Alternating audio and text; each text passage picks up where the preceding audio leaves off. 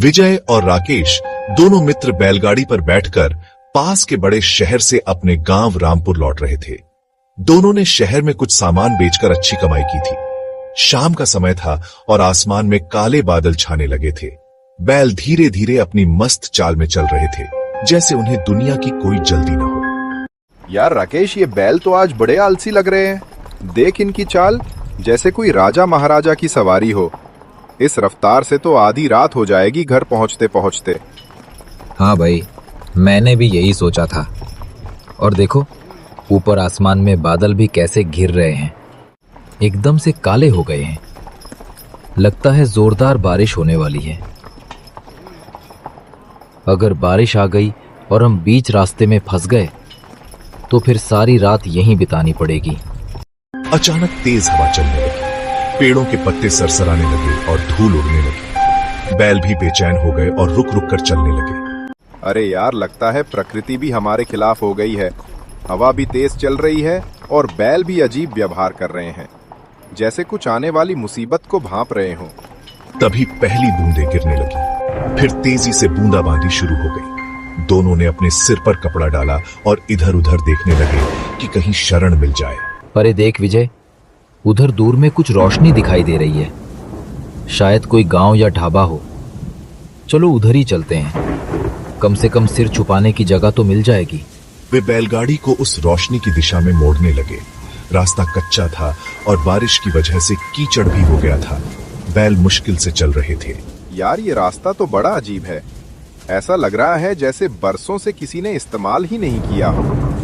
घास फूस और झाड़ियां इतनी बड़ी हुई हैं। हाँ, लेकिन अब तो जाना ही पड़ेगा। वापस भी तो नहीं जा सकते इस बारिश में। आधे घंटे बाद वे एक छोटे से गांव के सामने पहुंचे। गांव छोटा था लेकिन साफ सुथरा दिख रहा था। कुछ घरों से मध्यम रोशनी आ रही थी और धुआं निकल रहा था। गांव में घुसते ही उन्हें एक बुजुर्ग व्यक्ति दिखाई दिया जो अपने घर के सामने बरामदे में बैठा था। उसके पास एक लालटेन जल रही थी। नमस्ते काका जी, हम बारिश से बचने के लिए यहाँ आए हैं। रास्ता भटक गए हैं और अब रात भी हो गई है। क्या यहाँ कहीं रुकने की जगह मिल सकती है? काका ने उन्हें देखा और धीरे धीरे मुस्कुराया। उनकी मुस्कान में अजीब सी गर्मजोशी थी। अरे हाँ बेटा, क्यों नहीं। मेहमान तो भगवान का रूप होते हैं। हमारे यहाँ कहावत है कि अतिथि देवो भवे। चलो मेरे घर चलो, तुम्हारे बैलों के लिए भी पीछे गौशाला में जगह है, वे भी आराम से रह सकेंगे। काका उठे और उन्हें अपने घर की तरफ ले चले। घर पुराना था लेकिन मजबूत और साफ सुथरा। दीवारें मिट्टी की थीं और छत खपरैल की। दीवारों पर तेल के दिए जल रहे थे जो पूरे घर में एक रहस्यमय माहौल बना रहे थे। काका जी, यहाँ बिजली नहीं है क्या? बेटा, हमारे गांव में अभी भी पुराने जमाने की व्यवस्था है। यहाँ बिजली कभी नहीं आई। हम अभी भी दिए, मिट्टी का तेल और लकड़ी से अपना काम चलाते हैं, जैसे हमारे पूर्वज चलाते थे। नई चीजों की हमें जरूरत नहीं। काका की बात सुनकर दोनों दोस्त थोड़ा आश्चर्य में पड़ गए। आजकल हर गांव में बिजली पहुंच गई थी, लेकिन यह गांव अभी भी अपने पुराने तरीकों से जी रहा था। घर के अंदर का माहौल भी अजीब था। फर्नीचर बहुत पुराना था, जैसे दशकों पुराना हो। दीवारों पर लगी तस्वीरें भी काफी पुरानी लग रही थी। तभी काका की पत्नी अंदर से आई। वे भी काफी बुजुर्ग थी और पुराने जमाने के कपड़े पहने हुए थी। अरे, मेहमान आए हैं, बहुत अच्छा हुआ। बहुत दिनों बाद कोई इस तरफ आया है। मैं तुरंत खाना बना। अरे नहीं काकी, आप परेशान ना हो। हमें ज्यादा भूख भी नहीं है, बस थोड़ी जगह मिल जाए रुकने के लिए। नहीं बेटा, ये कैसे हो सकता है? मेहमान को भूखा कैसे रख सकते हैं? तुम बैठो, मैं जल्दी खाना बना कर लाती हूँ। काकी रसोई में चली गई। काका और दोनों दोस्त बैठकर बातें करने लगे। आपका बहुत बहुत धन्यवाद काका जी। सच में आप हमारे लिए देवदूत बनकर आए हैं। इस मुसीबत की घड़ी में आपकी दया हमें हिम्मत दे रही है। काका जी, इस गांव का नाम क्या है? हमने पहले कभी इस रास्ते से इस गांव को नहीं देखा था। काका ने थोड़ी देर रुककर जवाब दिया। ये गांव बहुत पुराना है बेटा। यहाँ हमारे पुरखों की कई पीढ़ियां रही हैं। नाम तो हमने कभी सोचा ही नहीं। यहाँ बहुत कम लोग आते जाते हैं। रास्ता भी थोड़ा छुपा हुआ है। हाँ, हमने भी देखा। रास्ता काफी वीरान था। लगता है कि यहाँ ज्यादा आवाजाही नहीं है। बिल्कुल ठीक कहा तुमने। हम यहाँ शांति से अपनी जिंदगी बिताते हैं, बाहर की दुनिया की हलचल से दूर। बस कभी कभार तुम जैसे मेहमान आ जाते हैं। थोड़ी देर बाद काकी खाना लेकर आई। खाना स्वादिष्ट था, लेकिन उसमें कुछ अजीब स्वाद था, जैसे कोई पुराना मसाला हो या फिर कुछ ऐसी चीज जो आजकल इस्तेमाल नहीं होती। काकी, ये खाना बहुत स्वादिष्ट है, लेकिन इसमें कुछ अलग सा स्वाद है। हाँ बेटा, हम पुराने तरीकों से खाना बनाते हैं। जंगली जड़ी बूटियों और पुराने मसालों का इस्तेमाल करते हैं। यह स्वास्थ्य के लिए बहुत अच्छा होता है। खाना खाने के बाद रात गहरी होने लगी। काका ने उन्हें एक कमरा दे दिया जो घर के पीछे की तरफ था। काका जी, आपका बहुत बहुत धन्यवाद। आपकी इस दयालुता को हम कभी नहीं भूलेंगे। अरे बेटा, ये तो हमारा धर्म है। रात आराम करो, सुबह तुम्हें रास्ता दिखा देंगे। कमरे में आकर दोनों दोस्त बिस्तर पर लेटे। कमरा छोटा था, लेकिन साफ सुथरा। हवा में एक अजीब सी खुशबू थी, जैसे धूप अगरबत्ती की हो। राकेश, मुझे यहाँ कुछ अजीब लग रहा है। ये लोग कुछ अलग हैं। उनके रहने का तरीका, बोलने का अंदाज, सब कुछ जैसे किसी पुराने जमाने का हो। हाँ यार, मैंने भी महसूस किया। लेकिन तू बहुत सोचता है। हो सकता है ये कोई पिछड़ा इलाका हो जहां अभी भी लोग पुराने तरीकों से रहते हों।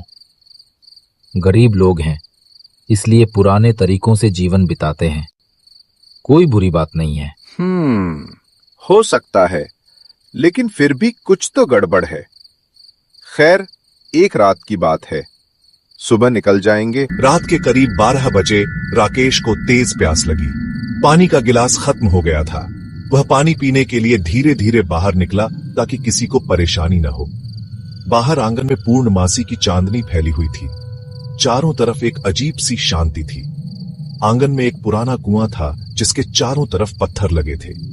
जब राकेश कुएं के पास पहुंचा और अंदर झांक कर पानी निकालने की कोशिश की, तो उसे अंदर से अजीब आवाजें सुनाई दी। बचाओ, हमें यहाँ से निकालो, बहुत अंधेरा है। पानी, पानी, हमें प्यास लगी है। राकेश की सांस रुक गई।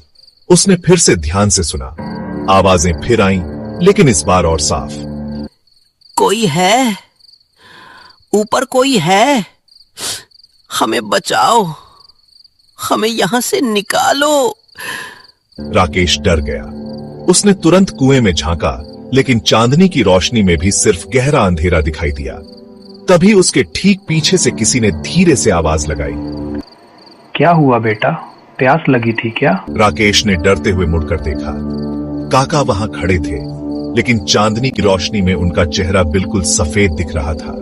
आंखें अजीब तरीके से चमक रही थी। जी हाँ काका, प्यास लगी थी तो पानी लेने आया। अच्छा किया बेटा। यहाँ का पानी बहुत मीठा और ठंडा है, बहुत गुणकारी है। जो एक बार पी लेता है वो इसे छोड़ नहीं पाता, हमेशा यही रह जाता है। काका की आंखों में एक अजीब चमक थी। यही रह जाता है मतलब ये कि इस पानी का स्वाद इतना अच्छा है कि लोग दूसरी जगह का पानी पीना ही भूल जाते हैं, फिर वे यही बस जाते हैं। काका की बात सुनकर राकेश के रोंगटे खड़े हो गए। उसे लगा जैसे काका कुछ और ही कह रहे हो। काका जी, मैं अब सो जाता हूं। कल सुबह जल्दी निकलना है। हाँ बेटा, जरूर सो जाओ। कल सुबह तक सब ठीक हो जाएगा। राकेश तुरंत कमरे में वापस भागा और विजय को हिलाने लगे। विजय, विजय उठ, जल्दी उठ। क्या हुआ यार, इतनी रात को क्यों परेशान कर रहा है? यार, यहां कुछ बहुत गड़बड़ है। हमें यहां से तुरंत निकलना होगा। अरे क्या बात है, इतनी रात को कहां जाएंगे? राकेश ने जो कुछ देखा और सुना था वह सब विस्तार से बताया। कुएं से आती आवाजें, काका का अजीब व्यवहार और उनकी डरावनी बातें। विजय को भी अब डर लगने लगा। सच में यार, तू झूठ तो नहीं बोल रहा? अरे यार, मैं क्यों झूठ बोलूंगा, मैं खुद बहुत डर गया हूं। चल, चुपचाप बैलगाड़ी तैयार करते हैं, यहां से निकलना होगा। लेकिन यार, अगर हमने गलत सोचा हो तो?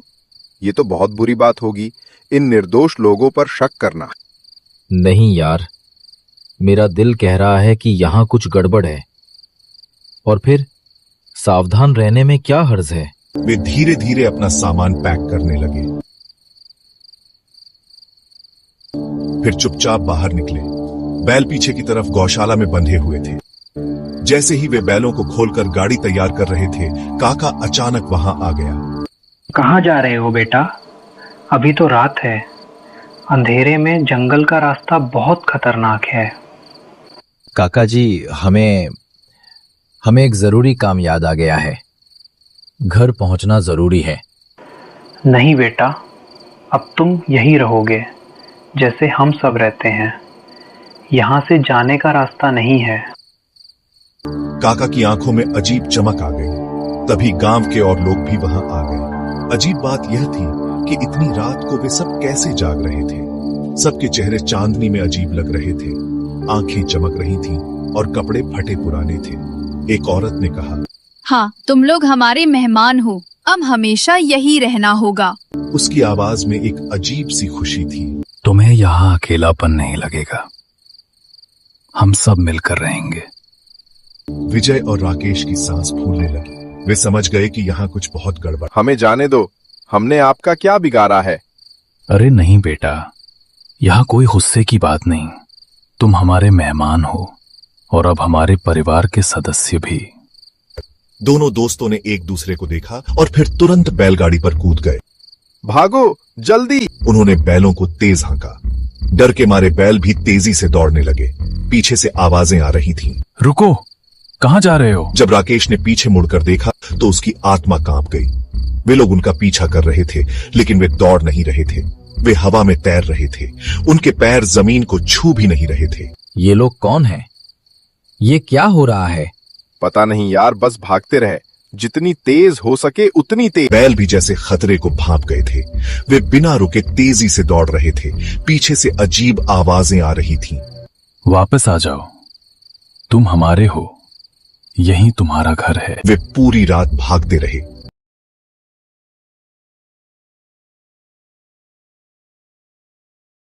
सुबह होने तक वे काफी दूर निकल आए थे। सूरज निकलने पर उन्हें एक असली गांव दिखाई दिया, जहां लोग अपने रोजमर्रा के काम में लगे हुए थे। वे वहीं रुके और गांव वालों से रात वाले गांव के बारे में पूछने लगे। भैया साहब, यहाँ से उत्तर दिशा में कोई गांव है? रात हम वहां रुके थे। एक बुजुर्ग किसान ने उनकी तरफ देखा और चिंता से पूछा, बेटा, तुम कहाँ रुके थे? उत्तर दिशा में? जी हाँ, एक छोटा सा गांव था। वहां के लोग बहुत अच्छे थे, हमें खाना खिलाया, रुकने की जगह दी। बुजुर्ग का चेहरा पीला पड़ गया। हे भगवान, तुम लोग वहां रुके थे? ये तो बहुत बुरी बात है। क्यों, क्या बात है? बेटा, उधर तो 50 साल पहले एक गांव था, लेकिन वहां एक भयंकर भूकंप आया था। पूरा गांव एक रात में खत्म हो गया था। सारे लोग मर गए थे। अब वहां तो सिर्फ खंडहर हैं। विजय और राकेश एक दूसरे के मुंह की तरफ देखने लगे। उनकी सांस तेज हो गई। क्या मतलब? लेकिन हम तो कल रात वहां थे। वहां लोग रहते थे, बात करते थे, खाना बनाते थे। बेटा, ये कैसे हो सकता है? वहां तो कोई नहीं रहता। हाँ, गांव के बुजुर्ग लोग कहते हैं कि वहां भटकी हुई आत्माएं हैं। वे रात में राहगीरों को दिखाई देती हैं और उन्हें भ्रम में डाल देती हैं। अब दोनों दोस्तों को पूरी बात समझ आ गई कि रात उनके साथ क्या हुआ था। काका, अगर कोई वहां रात गुजार दे तो क्या होता है? बेटा, जो वहां रुक जाता है वो फिर कभी वापस नहीं आता। कहते हैं वो भी उन्हीं आत्माओं का हिस्सा बन जाता है। तुम लोग बहुत किस्मत वाले हो कि वहां से निकल आए। दोनों दोस्त डर से कांपने लगे। उन्हें एहसास हुआ कि वे मौत के कितने करीब से बचकर। राकेश, यार अच्छा हुआ कि तूने रात में वो आवाजें सुनी और मुझे जगाया, वरना। हाँ यार, अब समझ आया कि काका क्यों कह रहा था कि जो यहाँ का पानी पीता है वो हमेशा यही रह जाता है। अगर हमने वो पानी पी लिया होता तो। वे तुरंत वहां से अपने गांव की तरफ निकल पड़े। रास्ते भर वे इस बात को सोचते रहे कि कैसे वे मौत के जाल से बच निकले थे। अपने गांव पहुंचकर उन्होंने यह पूरी घटना सभी लोगों को बताई। गांव के बुजुर्गों ने बताया कि वो जगह सचमुच शापित है और पहले भी कई लोग वहां जाकर गायब हो चुके हैं।